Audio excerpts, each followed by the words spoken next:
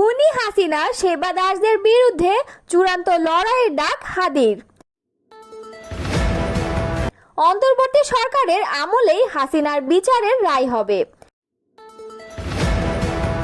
জনগণের সঙ্গে প্রতারণা করে লুটপাট করছে আওয়ামী লীগ, বলেছেন সার্জিস আলম। ৩৬ জুলাই কোনো ব্যক্তি বা গোষ্ঠীর একক আন্দোলন নয়, মনে করেন শিবির সভাপতি। এতক্ষণ শুনছিলেন সংবাদ শিরোনাম, এবারে বিস্তারিত। ফ্যাসিস্ট খুনি হাসিনার সেবা দাস গোষ্ঠীর বিরুদ্ধে চূড়ান্ত লড়াইয়ের আহ্বান জানিয়েছেন ইনকিলাব মঞ্চের মুখপাত্র শরীফ ওসমান হাদি। সোমবার নিজের ফেসবুক পেজে এক পোস্টে এই আহ্বান জানান ইনকিলাব মঞ্চের এই মুখপাত্র। পোস্টে শরীফ ওসমান হাদি বলেন, রাষ্ট্র কাঠামোতে হাসিনার রেখে যাওয়া দিল্লির সেবাদাস গোষ্ঠী বনাম সার্বভৌম বাংলাদেশের জনগণ অস্তিত্বের এই অনিবার্য লড়াইয়ে চূড়ান্ত বিজয়ের জন্য ঐক্যবদ্ধ প্রস্তুতি নিতে সমগ্র বাংলাদেশকে আহ্বান জানাচ্ছি। বাংলাদেশের বিজয়ের আগ পর্যন্ত জুলাই চলবে। হাদির সেই পোস্টের মন্তব্যের ঘরে রিপন সর্দার নামে একজন লেখেন, সচিবালয়কে স্বৈরাচারের প্রেতাত্মা মুক্ত করতে হবে এবং ব্রিটিশ আমলে তৈরি আমলাতন্ত্রের আইন বাতিল করে নতুন অধ্যাদেশ জারি রাখতেই হবে। মাহির ফয়সাল আকাশ লেখেন, ছাত্র জনতার উচিত সচিবালয় ঘেরাও দেয়া। হাদির পোস্টকে সহমত পোষণ করে সোহেল লেখেন, সহমত, সচিবালয়ের সব স্বৈরাচারের দোসরদের চিহ্নিত করে আইনের আওতায় আনা হোক। এর আগে জাতীয় রাজস্ব বোর্ড ও চট্টগ্রাম বন্দরে চলমান আন্দোলনকে ইঙ্গিত করে কড়া হুঁশিয়ারি দিয়ে জাতীয় নাগরিক পার্টির জ্যেষ্ঠ যুগ্ম মুখ্য সমন্বয়ক আব্দুল হান্নান মাসুদ বলেন, আজ সচিবালয়, এনবিআর কিংবা পোর্টে যারা স্ট্রাইক করেছেন তাদের বলছি বিপ্লব ওখানেও হবে। সোমবার বিকালে নিজের ভেরিফাইড ফেসবুক আইডিতে দেওয়া এক পোস্টে এ হুঁশিয়ারি উচ্চারণ করেন তিনি। আন্দোলনকারীদের উদ্দেশ্যে হান্নান লেখেন, আপনারা দুর্নীতি আর লুটপাটের স্বাধীনতা চাচ্ছেন, কিন্তু ২৪ পরবর্তী সময়ে এটা আর পাবেন না। হাসিনার পুরো শাসনামলের প্রতিটি গুম, খুন, দুর্নীতি, অর্থ পাচার সবকিছুর সহযোগী আপনারা। ভাববেন না পার পেয়ে গেছেন। পুনশ্চ বলছি, পার পাওয়ার কোনো সুযোগ নেই। সরকারের উচিত অবিলম্বে এসব দুর্নীতিগ্রস্তদের অপসারণ করে নিরপেক্ষ কমিশনের মাধ্যমে তদন্ত ব্যবস্থা করে দেয়া। এদিকে সরকারি চাকরি অধ্যাদেশ ২০২৫ অনুমোদনের প্রতিবাদে টানা তৃতীয় দিনের মতো বিক্ষোভ করছেন বিভিন্ন মন্ত্রণালয় ও বিভাগের কর্মচারীরা। সোমবার দুপুর 12:30টার দিকে বিক্ষোভরত কর্মচারীরা সচিবালয়ের ভেতরে প্রধান ফটকের কাছে অবস্থান নেন। এ সময় ফটক বন্ধ করে দেওয়া হয়। এছাড়াও গত 12 মে জাতীয় রাজস্ব বোর্ডের ভাগ করে রাজস্ব নীতি ও রাজস্ব ব্যবস্থাপনা অধ্যাদেশ ২০২৫ জারির পর থেকে আন্দোলন করছে এনবিআর এর কর্মকর্তা কর্মচারীরা। অন্তর্বর্তী সরকারের আইন, বিচার ও সংসদ বিষয়ক উপদেষ্টা অধ্যাপক ডক্টর আসিফ নজরুল বলেছেন, গণহত্যার বিচার আমাদের অন্যতম অঙ্গীকার। উপদেষ্টা আজ সোমবার তার ভেরিফাইড ফেসবুকে এক পোস্টে বলেছেন, বিচার শুরু হচ্ছে শিগগির। জুলাই গণ অভ্যুত্থানের সময় সংঘটিত মানবতা বিরোধী অপরাধের বিচারের প্রক্রিয়া দৃশ্যমান করার দাবি আছে সমাজে। এটি দৃশ্যমান করা হয়েছিল ৮ মাস আগে আন্তর্জাতিক অপরাধ আদালত পুনর্গঠনের মধ্য দিয়ে। এরপর তদন্তকারী অফিস ও প্রসিকিউশন অফিস পুনর্গঠন করা হয়েছে। তদন্তকারী দল কয়েকটি মামলার তদন্ত শেষ করেছে। প্রসিকিউশন টিম পরীক্ষা নিরীক্ষা করে একটি মামলার ফর্মাল চার্জ গঠন করেছে এবং রোববার এটি ট্রাইব্যুনালে জমা দেওয়ার পর তা আমলে নেওয়া হয়েছে। উপদেষ্টা বলেন, ট্রাইব্যুনাল ফর্মাল চার্জ আমলে নেওয়ার মাধ্যমে একটি বিচার প্রক্রিয়ার আনুষ্ঠানিক যাত্রা শুরু হয়েছে। সেটি গতকাল থেকে অলরেডি শুরু হয়েছে।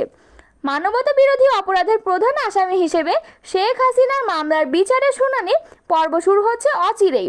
ইনশাআল্লাহ অন্তর্বর্তী সরকারের শাসনামলে এ বিচারের রায় পেয়ে যাব আমরা। গণহত্যার বিচার আমাদের অন্যতম অঙ্গীকার।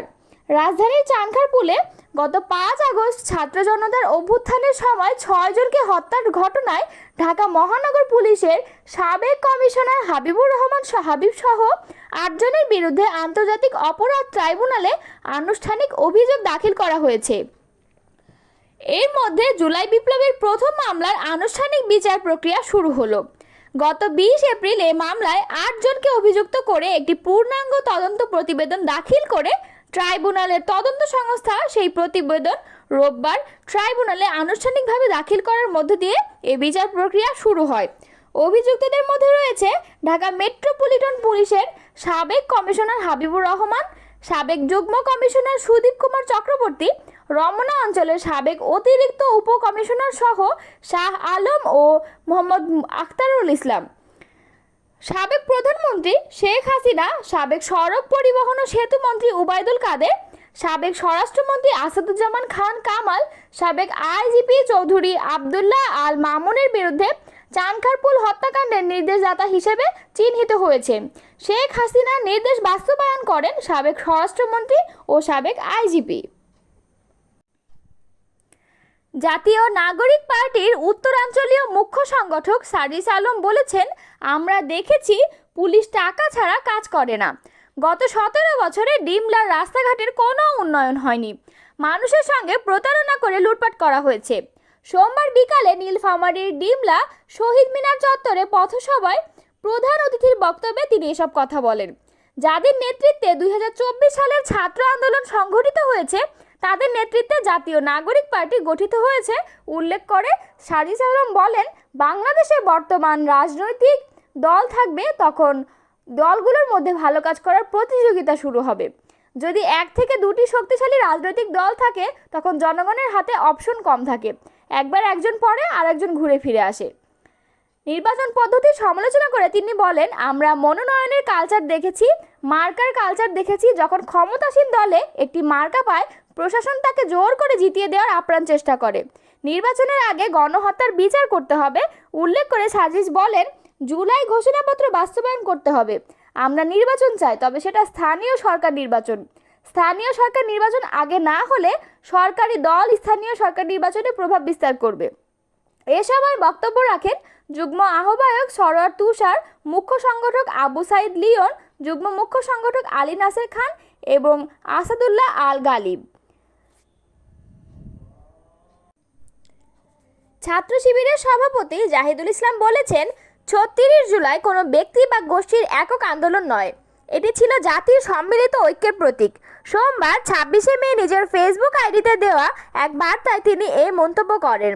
তিনি বলেন, বৈষম্যের বিরুদ্ধে যখন পাবলিক বিশ্ববিদ্যালয়ের শিক্ষার্থীরা রক্তাক্ত হচ্ছিলেন তখন প্রাইভেট বিশ্ববিদ্যালয়ের শিক্ষার্থীরাও রাজপথে নেমে এসেছিলেন। স্কুল, কলেজ, পলিটেকনিক, মাদ্রাসার ছাত্রছাত্রীরাও আন্দোলনে সক্রিয়ভাবে অংশগ্রহণ করে প্রমাণ করেছে এই আন্দোলন ছিল ফ্যাসিবাদ বিরোধী সর্বস্তরের ছাত্র জনতার আন্দোলন। জাহিদুল ইসলাম আরও বলেন, শিক্ষার্থীদের পাশে দাঁড়িয়েছিলেন শিক্ষক, সাংবাদিক, আইনজীবী, গাড়ি চালক, অনলাইন অ্যাক্টিভিস্ট ও প্রবাসী রেমিটেন্স যোদ্ধারা। এ আন্দোলন বয়স, পেশা কিংবা সামাজিক অবস্থান ভেদে বিভক্ত ছিল না। তিনি শহীদদের স্মরণ করে বলেন, প্রত্যেক যোদ্ধার শাহাদাতের তামান্না ছিল এই বিপ্লবের শক্তির উৎস। শিশুসহ 90 বছরের বৃদ্ধ এই বিপ্লবের অংশীদার ছিলেন। মা বাবারা ছিলেন এই আন্দোলনের প্রেরণা ও শক্তির উৎস। তিনি হুঁশিয়ারি দিয়ে বলেন, কিছু ব্যক্তি বা গোষ্ঠীর শিশুসুলভ পদক্ষেপে জুলাই ঐক্য বিনষ্ট হতে পারে না এবং আমরা তা হতে দেব না।